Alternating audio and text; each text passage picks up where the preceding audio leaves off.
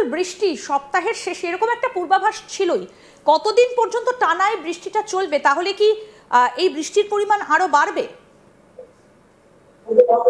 দেখুন, এই মুহূর্তে যে পরিস্থিতি, তাতে একদিক থেকে উত্তর পশ্চিম দিক থেকে আগত বায়ু অত্যন্ত সক্রিয়, কিন্তু নিম্নচাপ যেটা ছিল বঙ্গোপসাগরে, যেটা ভূমিভাগের মধ্যে প্রবেশ করেছিল, সেটা এখন প্রয়াগরাজ ছাড়িয়ে ধীরে ধীরে উত্তর পশ্চিম দিকে অগ্রসর হচ্ছে। কিন্তু যেটা গুরুত্বপূর্ণ বিষয়, সেটা হচ্ছে এই নিম্নচাপ অগ্রসর হওয়ার সাথে সাথে বঙ্গোপসাগর থেকে প্রচুর পরিমাণে জলীয় বাষ্পকে নিয়ে প্রবেশ করছে, যার ফলে আলটিমেটলি হাওড়া, হুগলি, উত্তর দক্ষিণ 24 পরগনা, কলকাতা, পূর্ব পশ্চিম মেদিনীপুর, ঝাড়গ্রাম, বাঁকুড়া, বীরভূম, পুরুলিয়া, এই সমস্ত জেলাগুলোতে ভারী থেকে অতি ভারী বৃষ্টিপাত সংঘটিত হচ্ছে।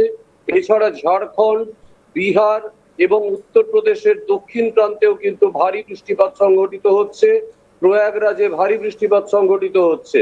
ধীরে ধীরে এই মুহূর্তে এই নিম্নচাপের যে কেন্দ্র উত্তর পশ্চিম ভারতে আছে, সেখান থেকে আগামী 48 ঘন্টার মধ্যে এটা পুনরায় প্রয়াগরাজে ফিরে আসবে। প্রয়াগরাজ থেকে এটা পুনরায় আবার পরবর্তী 48 ঘন্টায় রাঁচি মালভূমি হয়ে এটা ধীরে ধীরে অগ্রসর হবে পুনরায় ধানবাদের দিকে। ধানবাদ থেকে এই নিম্নচাপ ধীরে ধীরে স্থানান্তরিত হবে উত্তর দিনাজপুর, তারপর কোচবিহার হয়ে দার্জিলিং হিমালয় পার্বত্য অঞ্চল এবং সিকিম হিমালয় পার্বত্য অঞ্চল এই নিম্নচাপের গন্তব্য। যার ফলে এই মুহূর্তে যে পরিমাণ জলীয় বাষ্প হচ্ছে, তাতে কিন্তু এই বৃষ্টিপাতের পরিমাণ এক্ষুনি থামার অবস্থায় নেই। বিচ্ছিন্নভাবে বৃষ্টিপাত হবে দক্ষিণবঙ্গে, কিন্তু মাঝারি থেকে ভারী বৃষ্টিপাত চলতে থাকবে আগামী প্রায় 22 তারিখ পর্যন্ত। তার মধ্যে 17 তারিখ পর্যন্ত, অর্থাৎ আগামী 48 ঘন্টার পরে 17 তারিখ পর্যন্ত বিচ্ছিন্নভাবে হালকা থেকে মাঝারি বৃষ্টিপাত, এবং তার পরবর্তী 17 তারিখের পরে পুনরায় কিন্তু আবার মাঝারি থেকে ভারী বৃষ্টিপাত হতে শুরু করবে। স্যার এখানে একটা স্যাটেলাইট ইমেজে যেটা দেখতে পাওয়া যাচ্ছে যে এই জায়গাতে কিন্তু প্রবল একটা মেঘ, আমরা যদি দেখি যে যদি এটাকে আমরা একটুখানি চালাই, তাহলে দেখতে পাবো যে প্রবল একটা মেঘের আনাগোনা, এবং এই মেঘটা একেবারে সরাসরি পশ্চিমবঙ্গের দিকে ঢুকছে। তাহলে কি মেঘ ভাঙা বৃষ্টির একটা আশঙ্কা থেকে যাচ্ছে? কারণ ঠিক আমরা গত বছর ঠিক পুজোর আগে আগে দেখেছিলাম তা প্রবল মেঘ ভাঙা বৃষ্টি, এবং কলকাতার একটা অংশ কন্টিনিউ এই বৃষ্টির ফলে কার্যত বানভাসী হয়ে গিয়েছিল। যেভাবে মেঘের আনাগোনা আমরা এবারে দেখতে পাচ্ছি, তাহলে কি মেঘ ভাঙা বৃষ্টির আশঙ্কা থাকছে?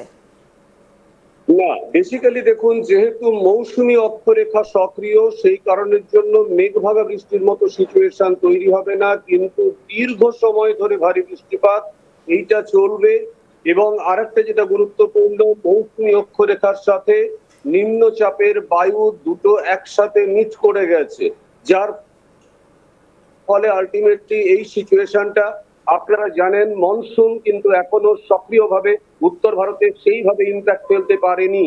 যেহেতু নিম্নচাপ প্রবেশ করেছে, সেই কারণের জন্য মৌসুমী বায়ুকে টেনে নিয়ে এসেছে, এবং তার প্রভাবে আলটিমেটলি জলীয় বাষ্প বায়ু প্রবেশ করেছে, এবং সেটা মৌসুমী অক্ষরেখার সাথে একই জায়গায় এসে আবদ্ধ অবস্থায় রয়েছে, যার ফলে আলটিমেটলি ঘন মেঘাচ্ছন্নতা এবং গভীর থেকে অতি গভীর মেঘাচ্ছন্নতা তৈরি হচ্ছে ধানবাদ, কলকাতা এবং তাদের অ্যাডজেসেন্ট অঞ্চলগুলোতে, এবং এটা কিন্তু ভবিষ্যতে আরো বেশি মেঘার গভীরতাকে বৃদ্ধি করতে পারে। তৃতীয়ত যেটা গুরুত্বপূর্ণ বিষয়, সেটা হচ্ছে আপনারা জানেন পশ্চিমবঙ্গের পশ্চিম প্রান্তে রয়েছে ছোটনাগপুর মালভূমি। এই ছোটনাগপুর মালভূমির টেম্পারেচার কম্পারেটিভলি বেশি, তার ফলে জলীয় বাষ্পপূর্ণ বায়ু যখন প্রবেশ করছে ছোটনাগপুর মালভূমি থেকে, সে পুনরায় আবার তাপমাত্রা গ্রহণ করে বায়ুতে বাষ্পীয় চাপকে বাড়িয়ে দিচ্ছে, যার ফলে আলটিমেটলি কিন্তু এই ধরনের অবস্থা, এবং এটা দীর্ঘস্থায়ী অবস্থা লাভ করছে। বর্ষাকাল শেষের মুখে তখন একটা সাইক্লোন সৃষ্টি হয়েছিল, কিংবা আমরা অন্যান্যবার যেটা দেখি আয়লা বা আমফান বা যেগুলোই আমরা দেখি না কেন, সেইগুলো কিন্তু হয়েছিল মে মাস নাগাদ। এবার কিন্তু সেটা পেরিয়ে গিয়েছে, সাইক্লোনের তেমন কোনো দেখা আমরা পাইনি, বা সেরকম কোনো ঘূর্ণিঝড়ও হয়নি। তাহলে কি সেটা সিস্টেমটা কি এবার পেছন দিকে পিছিয়ে যেতে পারে? এই পরিস্থিতি কি পরের দিকে সৃষ্টি হতে পারে? হ্যাঁ, অ্যাকচুয়ালি বঙ্গোপসাগরে ঘূর্ণাবর্ত তৈরির দুটো সিজন থাকে। একটা হচ্ছে মে জুন, আর একটা হচ্ছে সেপ্টেম্বর অক্টোবর। হুম। আপনারা জানেন যে আমরা সেই জন্য বলে থাকি black September and black October. হুম। অর্থাৎ সবচেয়ে বেশি ঘূর্ণাবর্ত তৈরির সম্ভাবনা ওই সময়টায় থাকে। যদি বঙ্গোপসাগরের জলের তাপমাত্রা প্রশমিত না হয়, মনসুন যদি সঠিক পর্যায়ে ভূমিভাগের মধ্যে প্রবেশ করতে না পারে, তাহলে যে এক্সট্রা হিট থেকে গেল বঙ্গোপসাগরে, সেটা কিন্তু সেপ্টেম্বর অক্টোবরে রিপিটেডলি সাইক্লোন তৈরি করতে শুরু করবে, যার ফলে আলটিমেটলি আমাদের পূর্ব উপকূল বারংবার ঘূর্ণিঝড়ের দ্বারা প্রভাবিত হবে এবং সেটা ভয়ঙ্কর ঘূর্ণিঝড় তৈরি হতে পারে।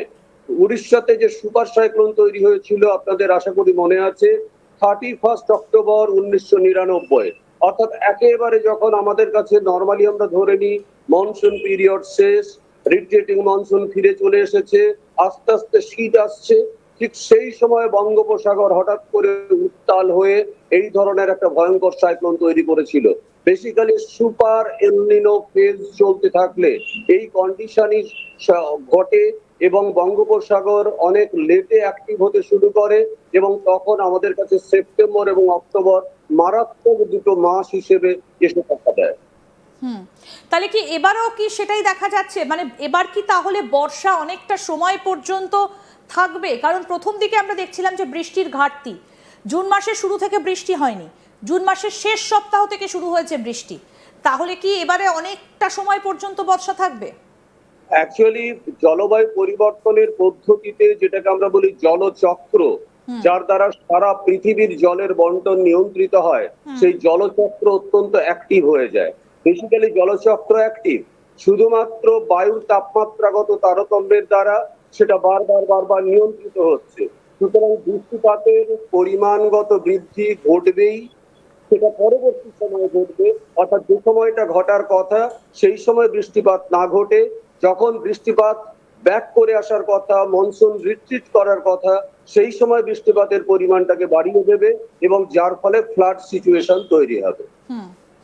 অর্থাৎ ফ্লাড সিচুয়েশন তৈরির একটা আশঙ্কা লক্ষ্য করা যাচ্ছে। কিন্তু এই যে অংশটা আমরা দেখছি, এই যে এখনো পর্যন্ত মেঘ সৃষ্টি হয়ে রয়েছে, এইটা পুরোটা কাটতে কতটা সময় লাগবে? এই যে কালো মেঘ, তার মানে তো এখানে প্রচুর পরিমাণে জলীয় বাষ্প আছে, বৃষ্টি ধরে রেখেছে, এটা পরিষ্কার হতে কতটা সময় লাগবে? অ্যাকচুয়ালি এটা কিন্তু 48 ঘন্টা স্থায়িত্ব লাভ করবে। এখন যে চেহারাটা দেখতে পাচ্ছেন, এটা আস্তে আস্তে ইলংগেটেড হয়ে যাবে পশ্চিমবঙ্গের পশ্চিম প্রান্তের দিকে। অর্থাৎ কালকে দেখবেন একটা লম্বা ফালির মতো চেহারা নিয়েছে এই কালো মেঘাচ্ছন্নতা। এরপর যখন মানে যখন সাইক্লোনটা বা ঘূর্ণাবর্তের পক্ষটা রিট্রিট করতে শুরু করবে, তখন এটা অ্যাবলিশড হয়ে যাবে।